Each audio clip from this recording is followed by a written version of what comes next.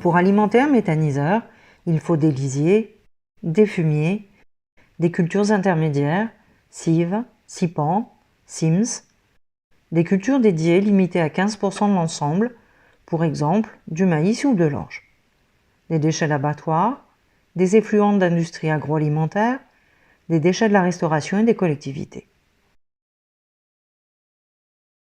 Les faits sont têtus. Les lisiers ont un faible pouvoir méthanogène, de l'ordre de 8. Les fumiers sont un engrais naturel. Ce ne sont pas des déchets parce qu'ils pourraient être utilisés tels quels. Les cultures intermédiaires, destinées à préserver les sols, n'ont un intérêt que si elles sont utilisées en circuit court.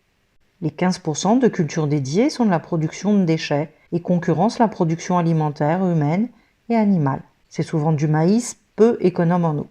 Les déchets d'abattoirs, les effluents d'industrie agroalimentaire, les déchets de la restauration et des collectivités doivent être hygiénisés.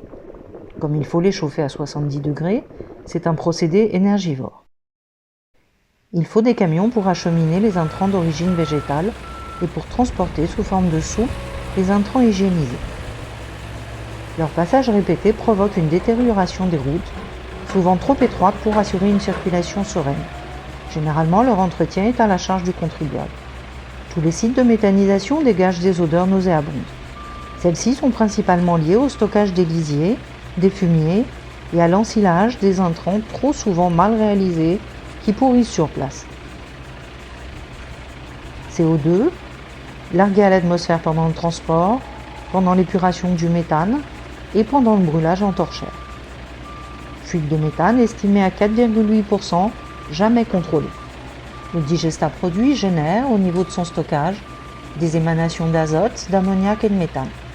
Lors de son épandage, les émanations d'ammoniac et d'azote perdurent. Le digestat pollue les sols. Il ne lui apporte pas de carbone organique et tue entre autres les abeilles et les vers de terre. Mais il pollue également l'eau, par infiltration dans les sols et par écoulement dans les rivières. Tout ceci sans oublier le bruit et les poussières de manutention. En conclusion, scientifiquement, la méthanisation dite agricole n'est ni bio ni vertueuse. Ce n'est qu'un process polluant et onéreux subventionné par le contribuable.